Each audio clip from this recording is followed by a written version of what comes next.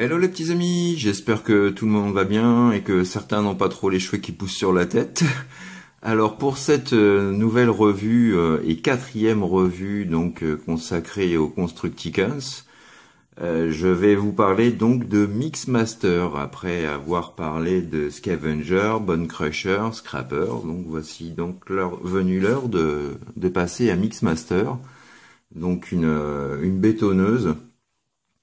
Remis au goût du jour, hein, comme vous avez pu le voir certainement dans ma petite vidéo, on voit un véhicule de chez Terex qui lui ressemble fortement. Donc c'est pas une forme inventée ou sortie tout droit de l'imagination, c'est réellement la forme de certaines bétonneuses actuelles.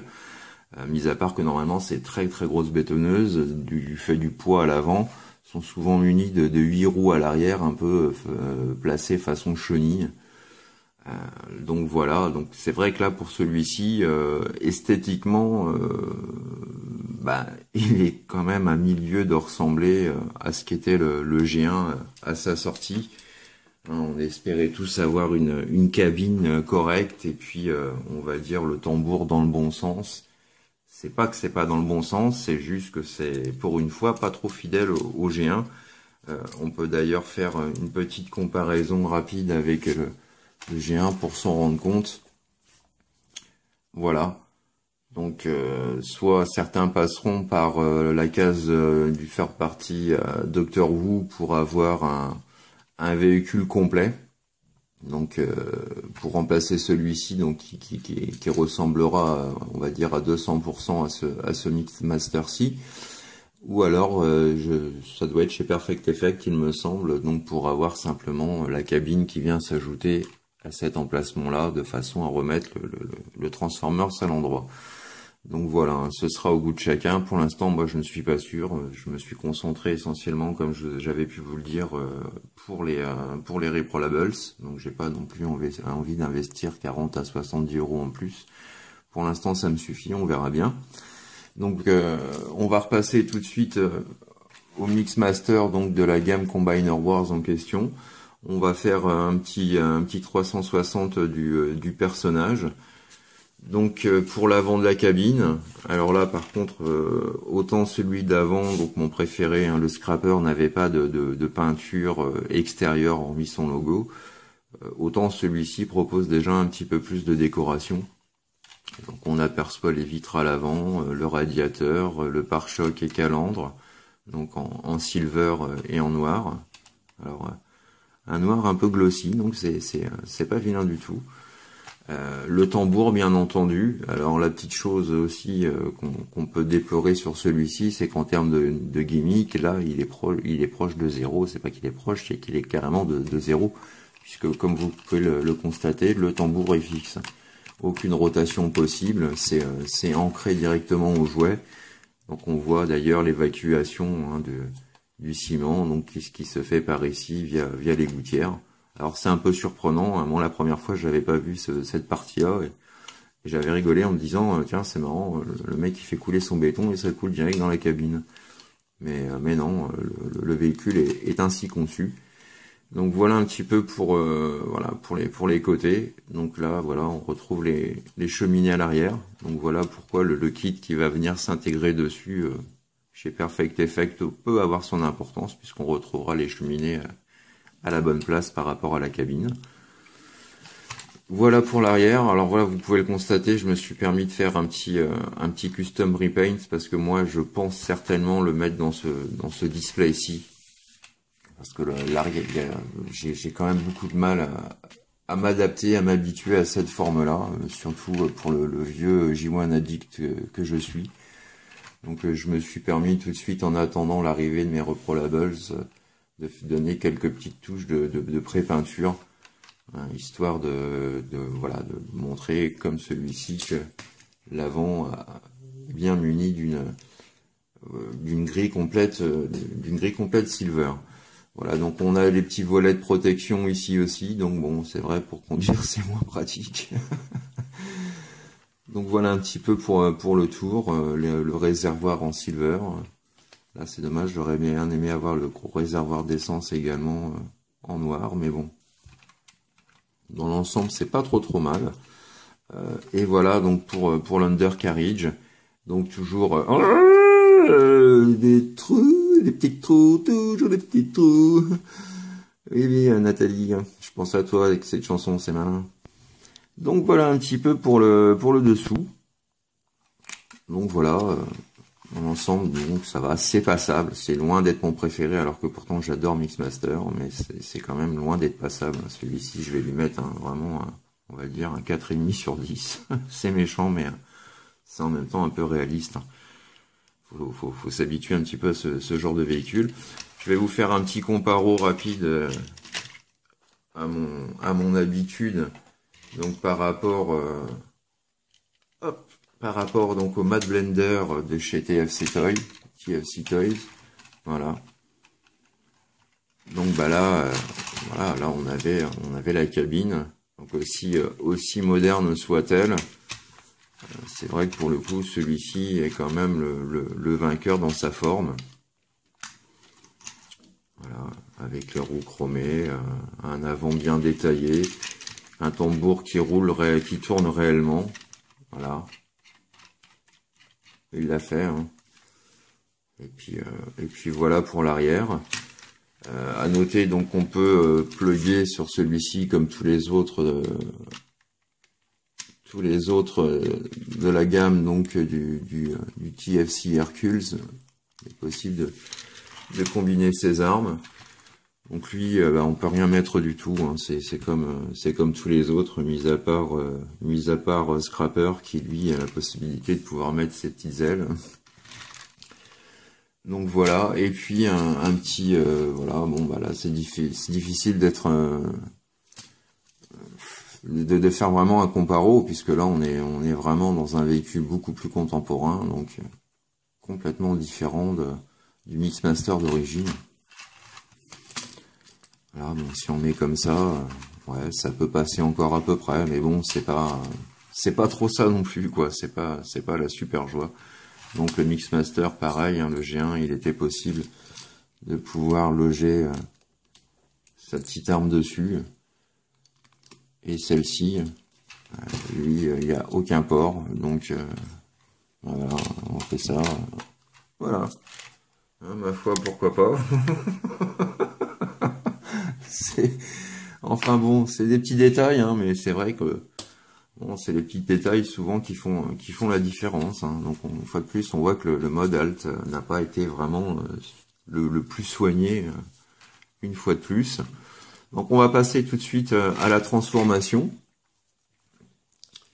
Donc pour la transformation, voilà, on a quelque chose d'extrêmement basique. Donc on va tout de suite voilà, dégager les bras comme pour le scrapper, donc ravancer. Voilà, sauf que là, au lieu de rabattre vers l'arrière, on remonte les épaules vers le haut. Même chose ici. On fait basculer cette partie-là. Et on ramène le tout vers le haut. Voilà. Donc ensuite, pour la tête, je vais dézoomer. Pour la tête, donc vous allez prendre la partie de la cabine, la faire donc basculer en arrière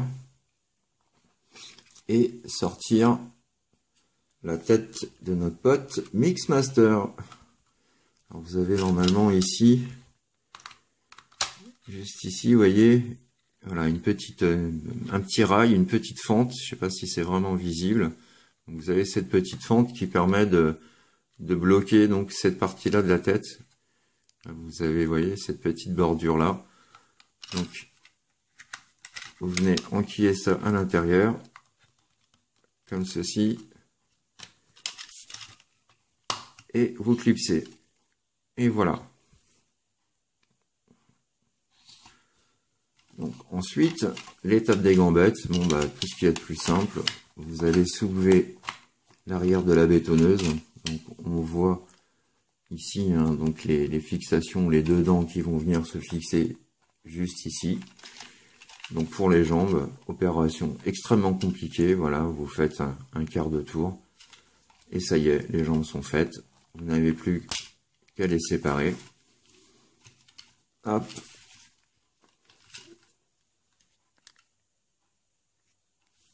Et voilà, notre Stiga Mixmaster en mode robot.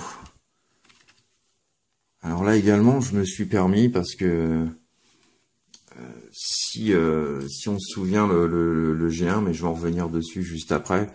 Donc on avait ces parties-là du G1 qui étaient éjectables via un petit bouton.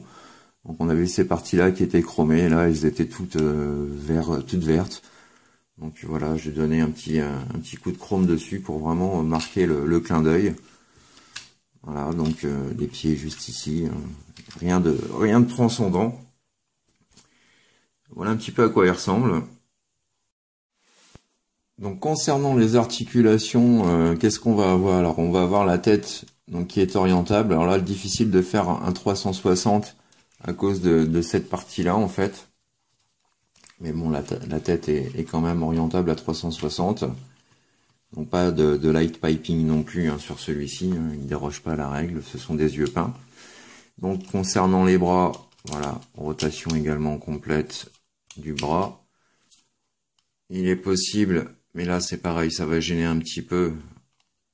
Donc il est possible d'écarter légèrement. Donc là, Pudlov, un peu limite. Je pense qu'il doit sentir un peu des dessous de bras. Il n'ose pas trop écarter plus.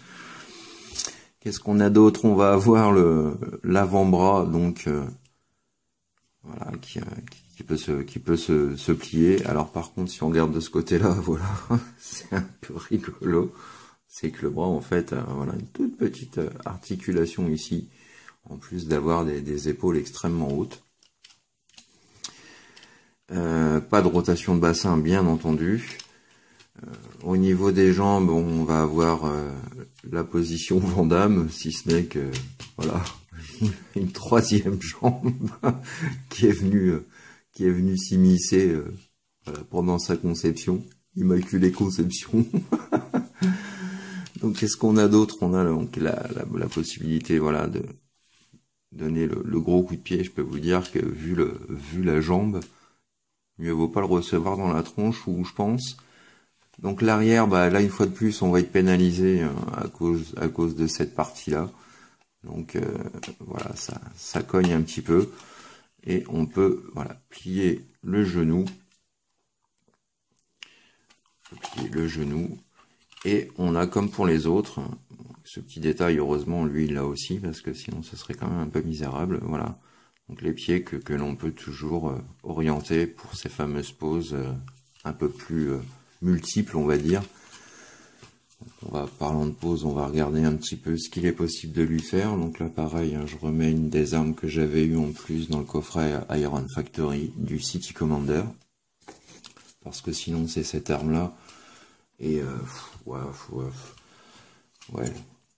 c'est bien en chest hein, mais on va arrêter les dégâts.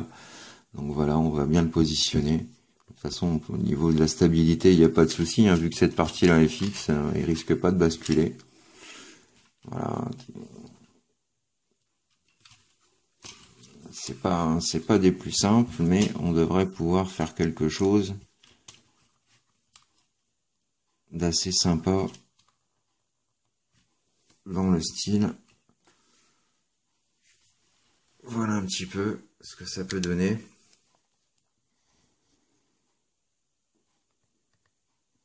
Donc une bonne petite pause, on peut pas en faire, j'ai regardé, hein, on peut en faire quelques-unes, mais c'est quand même, comme je vous disais, très limité à cause de son espèce de dard, de corps de guêpe, d'abeille, je sais pas trop comment expliquer ça.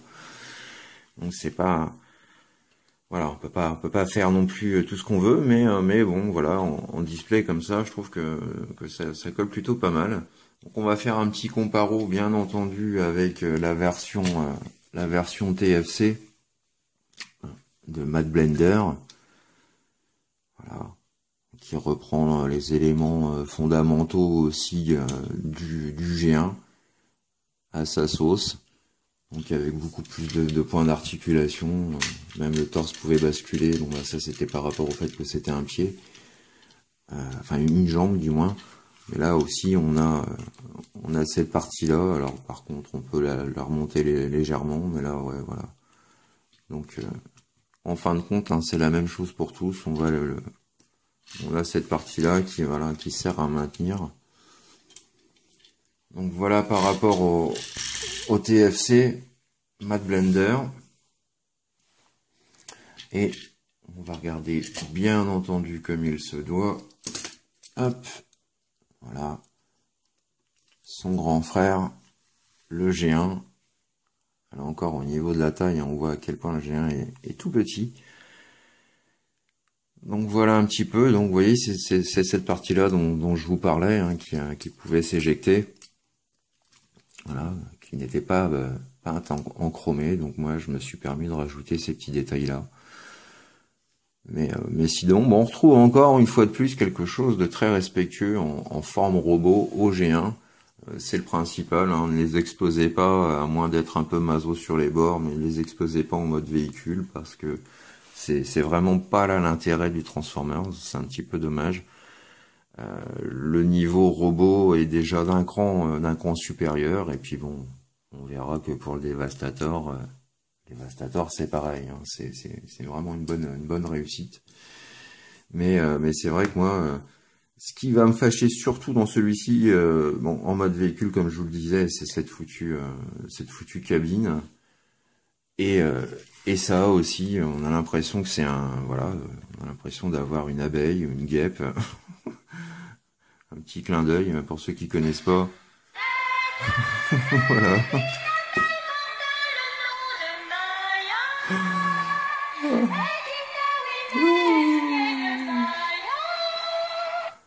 Voilà pour la petite parenthèse, hein, mais quand je vois ça, je peux pas m'empêcher, ça ou une grosse merde qui essaie de sortir. C'est dommage à choisir, j'aurais vraiment bien préféré pouvoir la virer complètement. Mais voilà, hein, donc c'est pas le meilleur de la team, c'est pas le pire, mais bon, on peut mieux faire. Voilà les petits amis, donc ma revue s'arrête ici pour aujourd'hui. Je vais pas trop vous prendre plus de votre dimanche. J'espère que celle-ci vous aura néanmoins intéressé suffisamment pour vous faire une idée. Moi, je vous donne rendez-vous à très bientôt donc pour une 5e partie du Devastator. Voilà, donc je ne sais pas encore de quel membre il s'agira, mais bon, vu le choix, ça sera forcément Hook ou Long Haul. Donc on gardera certainement le gros pépère pour la fin. Donc voilà, moi je vous souhaite une bonne fin de week-end, bon courage pour ceux qui bossent, bon courage pour ceux qui sont en vacances, je pense à mon pote Nico qui est en vacances, donc il doit être tout content. Pour les autres, bonne reprise, bonne soirée, à très bientôt, portez-vous bien, allez bisous les amis, tchuss, bye bye. En tout cas bro, je sais toujours pas ce qui est passé par la tête d'Astac. Non mais vraiment. Quelle idée de m'avoir collé ce truc. Je sais même pas si c'est une merde géante ou mon cul. Non mais tu as vu ça? Vraiment l'esprit de travers. Non. Qu'est-ce que tu vas inventer là, bro? Forcément. C'est toi le chouchou, t'es le boss. Mon colis.